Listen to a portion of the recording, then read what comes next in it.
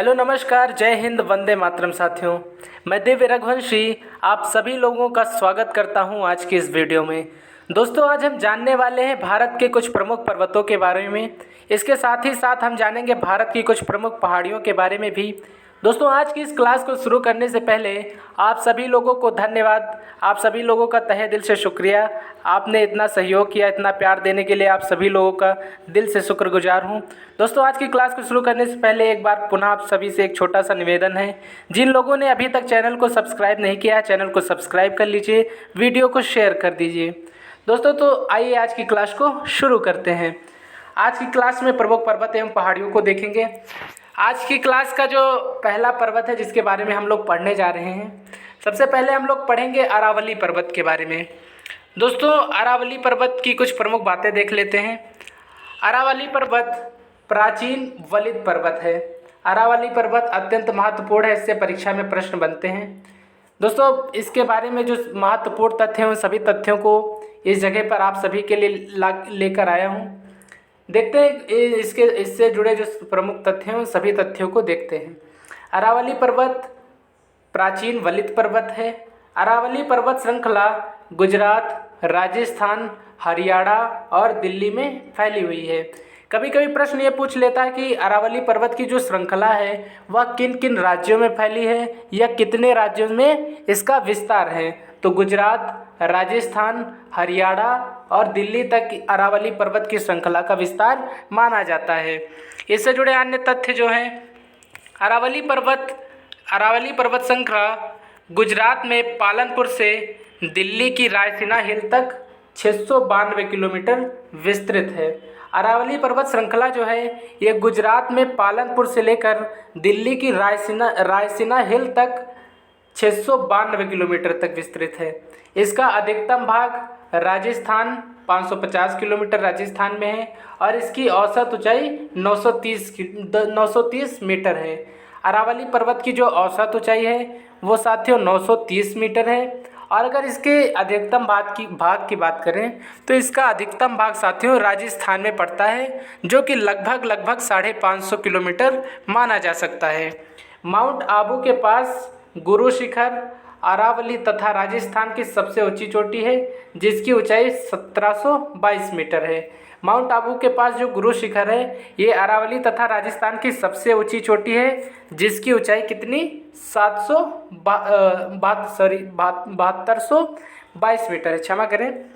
देखिए, माउंट आबू के पास गुरु शिखर जो है ये अरावली तथा साथ ही साथ राजस्थान राज्य की भी सबसे ऊंची चोटी है, जिसकी ऊंचाई 1722 मीटर है।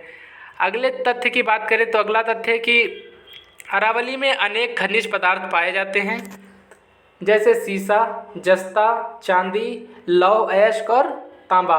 अरावली की अगर बात करें तो अरावली पर्वत श्रृंखला में कई सारे खनिज पदार्थ पाए जाते हैं, जिनमें सीसा, जस्ता, चांदी और लौह अयस्क, तांबा इत्यादि पाए जाते हैं। ये तथ्य महत्वपूर्ण है साथियों, इसको याद रखिएगा। अब बात करें अरावली पर्वत श्रृंखला की, तो अरावली पर्वत श्रृंखला महान विभाजन का भी भाग है। अरावली पर्वत श्रृंखला जो है ये महान विभाजन का भाग है। अरावली के पश्चिम में थार का रेगिस्तान, जहाँ पर बरसात इसके पूर्वी हिस्से की तुलना में काफ़ी कम होती है। अरावली के पश्चिम में अगर बात करें क्या है, प्रश्न पूछ सकता है कि अरावली के पश्चिम में क्या है, तो अरावली के पश्चिम में थार का रेगिस्तान है, जहाँ पर बरसात इसके पूर्वी हिस्से की तुलना में कम होती है। अर्थात सीधी बात करें तो अरावली पर्वत के पूर्वी हिस्से में अधिक बरसात होती है और इसके पश्चिमी हिस्से में कम बरसात होती है। अगले पर्वत की बात करें साथियों तो अगला पर्वत है विंध्याचल पर्वत। विंध्याचल पर्वत भी आपकी परीक्षा के दृष्टिकोण से महत्वपूर्ण स्थान रखता है। विंध्याचल एक खंड पर्वत है जो चूना पत्थर से निर्मित है। प्रश्न कभी कभी पूछ सकता है कि विंध्याचल किस प्रकार का पर्वत है, तो विंध्याचल पर्वत जो है ये एक खंड पर्वत है, वहीं अरावली पर्वत जो है एक प्राचीन वलित पर्वत है। विंध्याचल एक खंड पर्वत है जो चूना पत्थर से निर्मित है। विंध्य पर्वत श्रेणी उत्तर और दक्षिण भारत को अलग करती हैं। उत्तर और दक्षिण भारत को कौन सी श्रेणियाँ अलग करती हैं या कौन सी पर्वत श्रेणियाँ उत्तर भारत और दक्षिण भारत को अलग करती हैं? तो इसका सही उत्तर होता है विंध्याचल पर्वत। विंध्य पर्वत की जो श्रेणियाँ हैं ये भारत के दो विभाजन उत्तर भारत और दक्षिण भारत को एक दूसरे से अलग करती हैं। विंध्य पर्वत श्रेणी 1050 किलोमीटर तक गुजरात से छोटा नागपुर के पठार तक विस्तृत है। गुजरात से अगर छोटे नागपुर पठार तक की बात करें तो विंध्य पर्वत की जो श्रेणियां हैं वो 1050 किलोमीटर तक गुजरात और छोटा नागपुर के पठार के बीच में विस्तृत मानी जाती हैं। अन्य तथ्य की बात करें अगर इसके तो मुख्यतः मध्य प्रदेश और गुजरात में फैली हुई हैं। गुजरात में 1050 किलोमीटर, अभी आपने देखा गुजरात से छोटा नागपुर के पठार तक 1050 किलोमीटर तक फैली हुई हैं। और इसके विंध्य पर्वत की अगर मुख्यतः बात करें कि इसका विस्तार कहाँ कहाँ पर है तो विंध्य पर्वत का जो मुख्यतः विस्तार है, इसकी पर्वत श्रेणियों का जो मुख्यतः विस्तार है वो मध्य प्रदेश एमपी में पाया जाता है और गुजरात में पाया जाता है। दो ही राज्यों में इसका मुख्य रूप से विस्तार है, एक तो गुजरात में और दूसरा मध्य प्रदेश में। यह पर्वत श्रेणी नर्मदा नदी घाटी के उत्तर में फैली हुई है। कभी कभी पूछ सकता है कि कौन सी पर्वत श्रेणी जो मुख्य रूप से नर्मदा नदी घाटी के उत्तर में फैली हुई है, तो इसका सही उत्तर होता है विंध्य पर्वत। यह पर्वत श्रेणी नर्मदा नदी घाटी के उत्तर में फैली हुई है। महत्वपूर्ण पॉइंट है साथियों, यूपीएससी के दृष्टिकोण से भी ये आज का प्रैक्टिस सेट आपके लिए महत्वपूर्ण है और अन्य वनडे एग्जाम्स या प्रतियोगी परीक्षाओं के लिए भी ये वीडियो आपके लिए इम्पॉर्टेंट हो सकती है। सीपीओ एसआई के लिए भी ये वीडियो इम्पॉर्टेंट है, एसएससी के सभी एग्जाम्स के लिए। दोस्तों अगले तथ्य की बात करें कि विंध्य पर्वत श्रेणी की जो सबसे ऊंची चोटी है इसका नाम सद्भावना चोटी है। इसकी ऊंचाई 752 मीटर है। प्रश्न पूछ सकता है कि विंध्य पर्वत की जो सबसे ऊंची चोटी है वो कौन सी है, तो विंध्य पर्वत की सबसे ऊंची चोटी सद्भावना चोटी है और इसकी ऊंचाई 752 मीटर है। विंध्य पर्वत श्रेणी में निम्नलिखित पहाड़ियाँ शामिल हैं। विंध्य पर्वत श्रेणी की अगर पहाड़ियों की बात करें तो इनमें निम्नलिखित पर्वत पहाड़ियाँ शामिल हैं, जिनमें भारनेर, कैमूर और पारसनाथ हैं। भारनेर, कैमूर और पारसनाथ की बात करें तो ये पहाड़ियाँ मुख्य रूप से विंध्य पर्वत श्रेणी का ही भाग मानी जाती हैं। अगले तथ्यों की बात करें साथियों तो अगला तथ्य है कि इसी पर्वत में हीरे के लिए प्रसिद्ध खान पन्ना मध्य प्रदेश में स्थित है। अगर पन्ना खान की बात करें, जो पन्ना खदान है जो हीरे की खान है, ये कहाँ पर स्थित है, तो ये पर्वत श्रेणी किस पर्वत श्रेणी में स्थित है, तो विंध्य पर्वत श्रेणी में। और किस प्रदेश में है, तो मध्य प्रदेश में है। और मध्य प्रदेश में ही पन्ना टाइगर रिजर्व है जो कि बहुत ज़्यादा प्रसिद्ध है और चर्चा में भी रहता है। अगले पर्वत की बात करें साथियों तो अगला पर्वत श्रृंखला है सतपुड़ा पर्वत। सतपुड़ा पर्वत की बात करें तो ये भी महत्वपूर्ण प्रश्न है साथियों, इससे प्रश्न बनते हैं आपकी परीक्षा में। सतपुड़ा एक खंड पर्वत का उदाहरण है जो बालू पत्थर से निर्मित है। इससे पहले हमने विंध्य पर्वत की बात की, उससे पहले अरावली पर्वत की बात की। अरावली पर्वत जो है एक प्राचीन वलित पर्वत है। विंध्य पर्वत जो चूना पत्थर से निर्मित है और एक खंड पर्वत है। और वहीं पर सतपुड़ा पर्वत की अगर बात करें तो सतपुड़ा पर्वत जो है ये भी एक खंड पर्वत है, लेकिन ये बालू और पत्थर से निर्मित है और मुख्यतः मध्य प्रदेश और गुजरात में विभिन्न पहाड़ियों के रूप में इसका विस्तार देखा जा सकता है। सतपुड़ा पर्वत एक खंड पर्वत है, ये बालू और पत्थर से निर्मित है। मुख्य रूप से मध्य प्रदेश और गुजरात में इसका विस्तार देखा जा सकता है। सतपुड़ा 900 किलोमीटर की दूरी तक विस्तृत है और इसकी औसत ऊंचाई 760 मीटर है।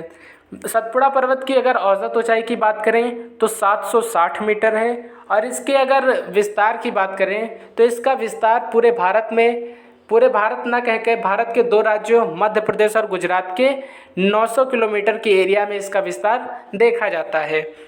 अगले तथ्य की बात करें जो कि सतपुड़ा पर्वत से रिलेटेड है, तो सतपुड़ा नर्मदा नदी घाटी के दक्षिण की ओर और तापी के उत्तर में फैली हुई है, अर्थात नर्मदा और तापी के बीच इसी की पहाड़ियाँ हैं। सतपुड़ा पर्वत की पहाड़ियाँ जो हैं ये नर्मदा नदी और तापी नदी के बीच में आती हैं और ये नर्मदा नदी घाटी के दक्षिण में और तापी नदी के उत्तर में फैली हुई हैं। सतपुड़ा पर्वत श्रेणी में निम्नलिखित पहाड़ियाँ हैं। सतपुड़ा पर्वत श्रेणियों की अगर बात करें, इसमें उपस्थित या इससे निर्मित जो पहाड़ियाँ हैं उन पहाड़ियों की अगर बात करें तो इसमें राजपीपला, महादेव पहाड़ियाँ, गाविलगढ़, मैकाल पर्वत इत्यादि। ये प्रमुख पहाड़ियाँ हैं जो सतपुड़ा पर्वत में हैं। ये डबल स्टार लगा लीजिए साथियों, अत्यंत महत्वपूर्ण है ये पहाड़ियाँ। इनमें से सबसे महत्वपूर्ण है महादेव पहाड़ियाँ। महादेव पहाड़ियाँ किस पर्वत श्रृंखला का हिस्सा हैं? तो ये सतपुड़ा पर्वत श्रृंखला का हिस्सा हैं। राजपीपला, गाविलगढ़ और मैकाल पर्वत ये सभी सतपुड़ा पर्वत श्रेणी का ही हिस्सा हैं। सतपुड़ा की सबसे ऊंची चोटी की बात करें साथियों, तो सतपुड़ा की जो सबसे ऊंची चोटी है ये महादेव पहाड़ियों में धूपगढ़ है। महादेव पहाड़ियों में सतपुड़ा पर्वत की सबसे ऊंची चोटी है जो कि धूपगढ़ है और इसकी ऊंचाई 1350 मीटर है। धूपगढ़ जो कि महादेव की पहाड़ियों में स्थित है, ये सतपुड़ा पर्वत की सबसे ऊंची चोटी है और इसकी ऊंचाई 1350 मीटर है।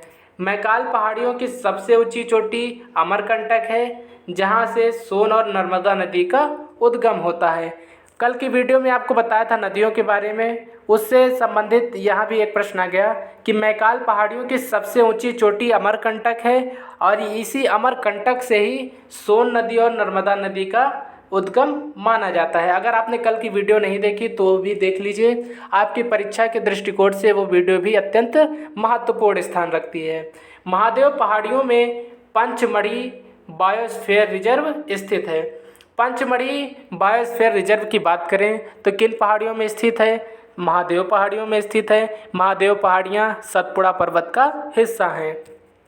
अगले पर्वत की बात करें साथियों तो अगला पर्वत है पश्चिमी घाट। पश्चिम घाट की अगर बात करें साथियों तो गुजरात में तापी नदी से लेकर कन्याकुमारी तक अरब सागर के तट पर भारत में लगभग 1600 किलोमीटर तक पश्चिम घाट का विस्तार है।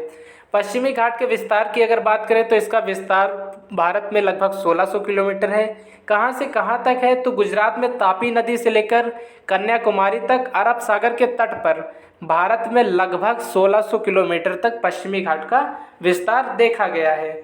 गुजरात की तापी नदी से लेकर कन्याकुमारी के अरब सागर तक लगभग 1600 किलोमीटर तक पश्चिमी घाट का विस्तार माना जाता है। पश्चिम घाट की जो औसत ऊंचाई है 1200 मीटर है और उसे सह्याद्री पर्वत भी कहा जाता है। पश्चिमी घाट पर्वत को सह्याद्री पर्वत भी कहा जाता है और इसकी जो औसतन ऊंचाई है ये 1200 मीटर है। अन्य तथ्यों की बात करें तो पश्चिमी घाट एक भ्रंश पर्वत है। भ्रंश पर्वत अर्थात खंड पर्वत है। पश्चिमी घाट एक खंड पर्वत है जिसका पश्चिमी ढाल तीव्र है जबकि पूर्वी ढाल मध्य है। पश्चिमी घाट इसका नाम ही इसीलिए पड़ा क्योंकि इसका जो ढाल है वो पश्चिम की ओर है और इसके पूर्वी ओर जो इसका ढाल है वो कम है। तो पश्चिमी घाट एक भ्रंश या खंड पर्वत है जिसका पश्चिमी ढाल तीव्र है परंतु इसका पूर्वी ढाल मध्य है या कम है। दक्षिण पश्चिम मानसून पवनों द्वारा इस पर्वत पर भारी वर्षा प्राप्त होती है, अतः यहाँ उष्णकटिबंधीय सदाबहार वनस्पतियाँ पाई जाती हैं। प्रश्न पूछ सकता है कि उष्णकटिबंधीय सदाबहार वनस्पतियाँ मुख्य रूप से किस पर्वत पर पाई जाती हैं? तो इसका सही उत्तर हो जाएगा साथियों पश्चिमी घाट पर्वत पर। पश्चिमी घाट पर्वत पर मुख्य रूप से उष्णकटिबंधीय सदाबहार वनस्पतियाँ पाई जाती हैं। दक्षिण पश्चिम मानसून की पवनों द्वारा जब इस पर भारी वर्षा होती है, इसी कारण ही उष्णकटिबंधीय सदाबहार वनस्पतियाँ जो हैं इसको यहाँ पर विकसित होने के लिए अनुकूल वातावरण प्राप्त हो पाता है। ज़्यादा ऊंचाई के कारण पश्चिम घाट के पूर्वी तरफ वृष्टि या छाया के कारण बरसात कम होती है। चूँकि पश्चिमी घाट की औसत ऊंचाई 1200 मीटर है, आप सभी लोगों को अभी बताया, इसकी इतनी ऊंचाई के कारण ही इसके जो पूर्वी तरफ है वो छाया रहती है, इसी कारण से इसके पूर्वी तरफ वर्षा कम हो पाती है। अगले तथ्यों की बात करें साथियों तो अगला एक प्रमुख तथ्य इसका है कि इस पर्वतीय क्षेत्र में बहुत अधिक जैव विविधता पाई जाती है तथा विश्व के 36 हॉटस्पॉट में से एक पश्चिम घाट भी शामिल है। सबसे पहले तो आप लोगों को यह जानना चाहिए कि पूरे विश्व भर में कुल कितने हॉटस्पॉट हैं? तो 26 हॉटस्पॉट हैं और 36 हॉटस्पॉट हैं और उन 36 हॉटस्पॉट में पश्चिमी घाट को भी शामिल किया गया है। भारत का पश्चिमी जो घाट है, पश्चिमी घाट पर्वत या सह्याद्री पर्वत जो है, ये विश्व के 36 हॉटस्पॉटों में से एक है। अगले तथ्यों की बात करें साथियों तो अगला तथ्य है कि पश्चिम घाट को 3 प्रमुख भागों में बांटा गया है। इसके विखंडन की अगर बात करें या इसको देखा जाए कि कितने भागों में बांटा गया है, तो पश्चिमी घाट पर्वत को या सह्याद्री पर्वत को 3 भागों में बांटा गया है, उत्तरी सह्याद्री, दक्षिणी सह्याद्री। तो सबसे पहले बात करेंगे उत्तरी सह्याद्री के बारे में। उत्तरी सह्याद्री की बात करें अगर, ये पश्चिमी घाट का एक प्रमुख हिस्सा है। उत्तरी सह्याद्री मुख्य रूप से तापी नदी घाटी से 16 डिग्री उत्तरी अक्षांश के बीच महाराष्ट्र में स्थित है।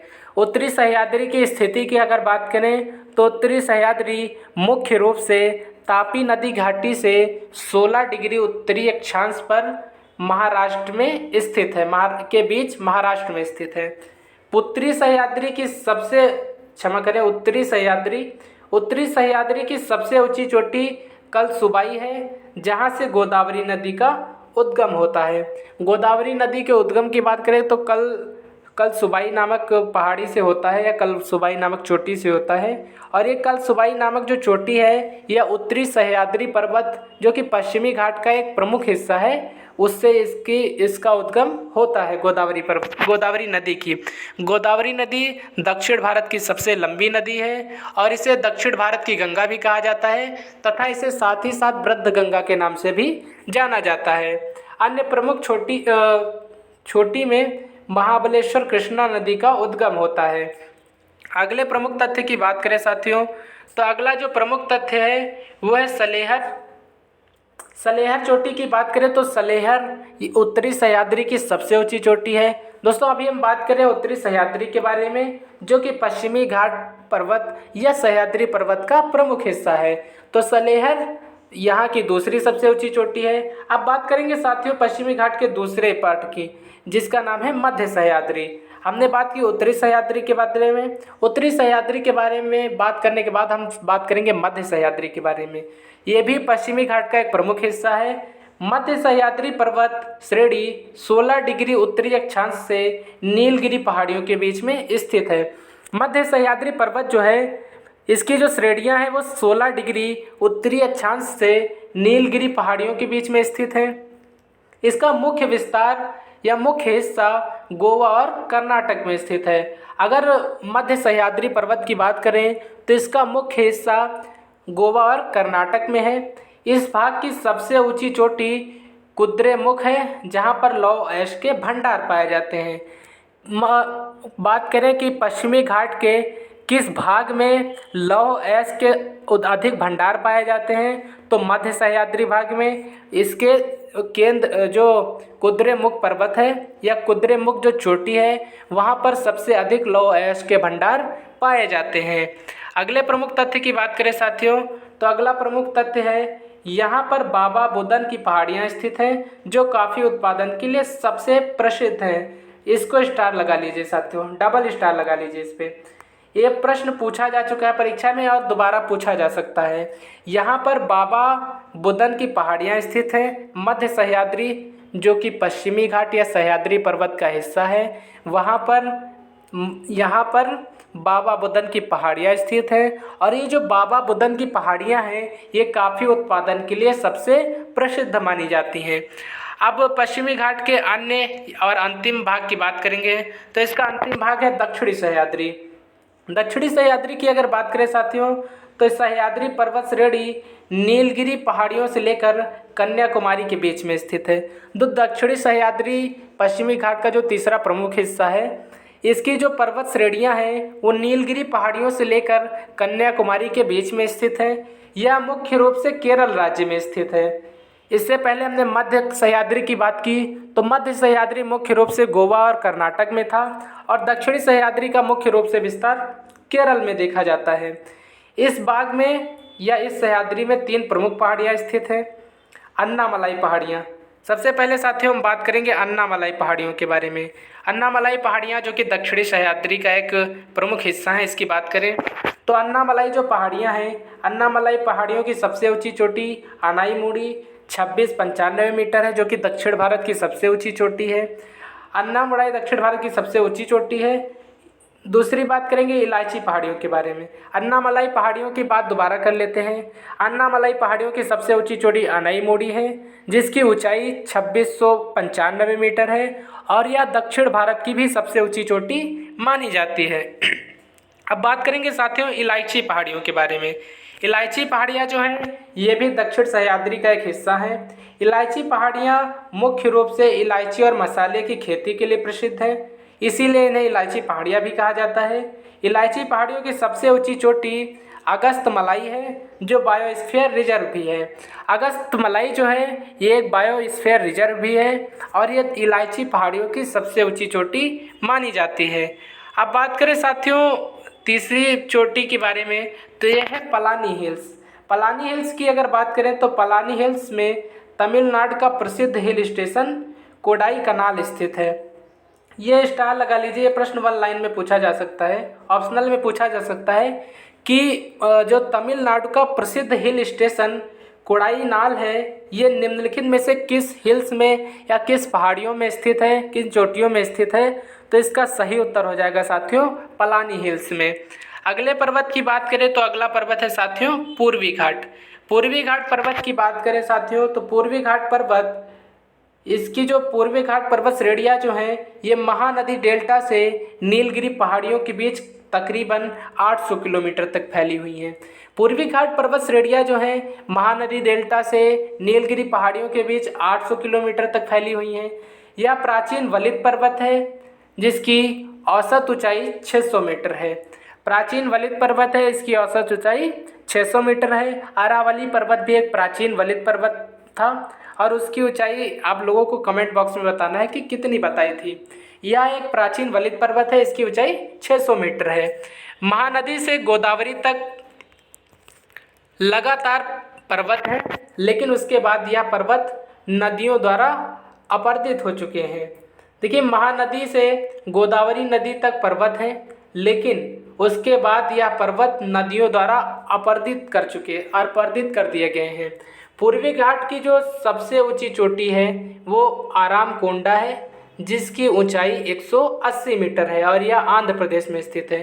प्रश्न पूछा जा सकता है कि पूर्वी घाट या पूर्वी घाट पर्वत की जो सबसे ऊंची चोटी वो कौन सी है और उसकी ऊंचाई कितनी है और वो किस प्रदेश में स्थित है।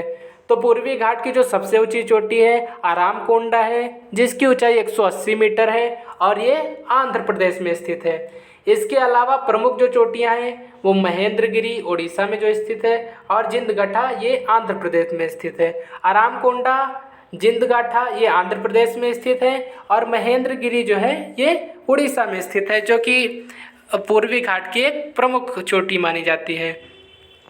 इससे जुड़े अन्य एक तथ्य की बात करें साथियों तो ये तथ्य है कि पूर्वी घाट में अनेक पहाड़ियाँ हैं जैसे एरामल्ला, नालामल्ला, वेलीकोंडा, पालकोंडा, शिवराय, सेलम। ये सभी जो पहाड़ियाँ हैं ये पूर्वी घाट की प्रसिद्ध पहाड़ियाँ हैं।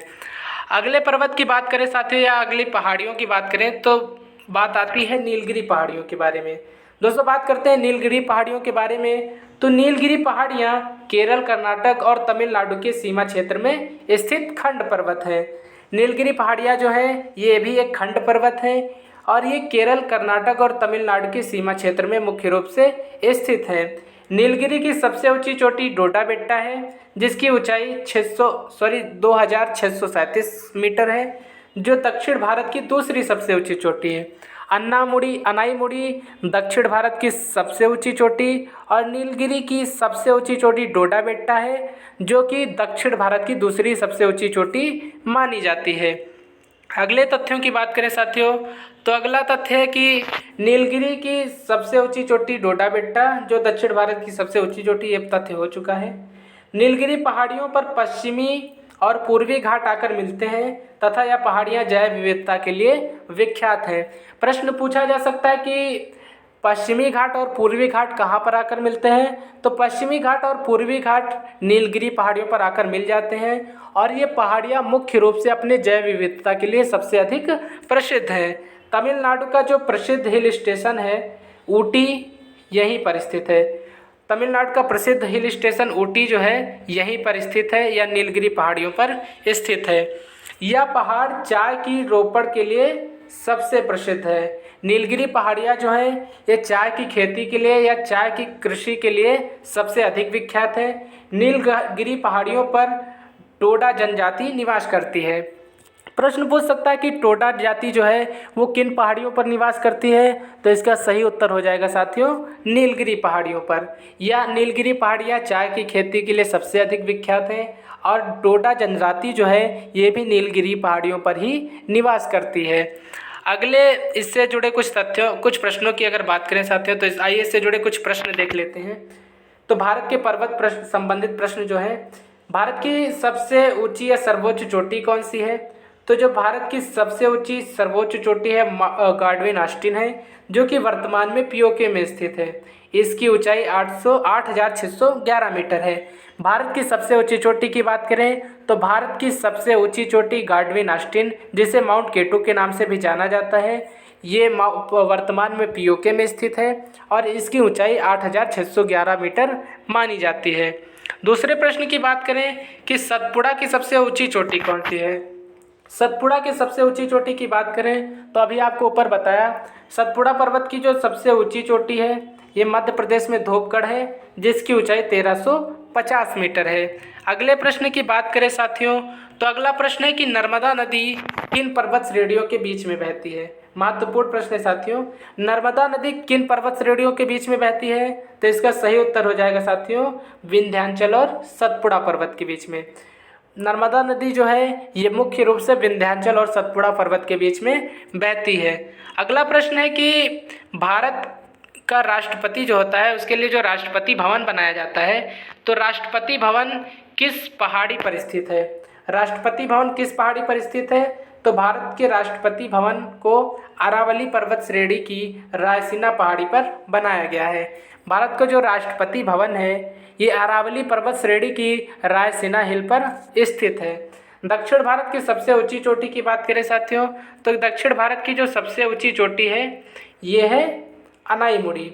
दक्षिण भारत की सबसे ऊंची चोटी अनाईमुड़ी है और इसकी ऊंचाई 2,695 मीटर है। जाते जाते आपसे एक प्रश्न पूछते हैं कि दक्षिण भारत की दूसरी सबसे ऊंची चोटी कौन सी है? इसका उत्तर आप सभी को कमेंट बॉक्स में बताना है। आज की इस वीडियो में साथियों इतना ही, कल फिर से मिलेंगे एक नई वीडियो के साथ। तब तक के लिए जय हिंद, जय भारत, जय श्री केदार।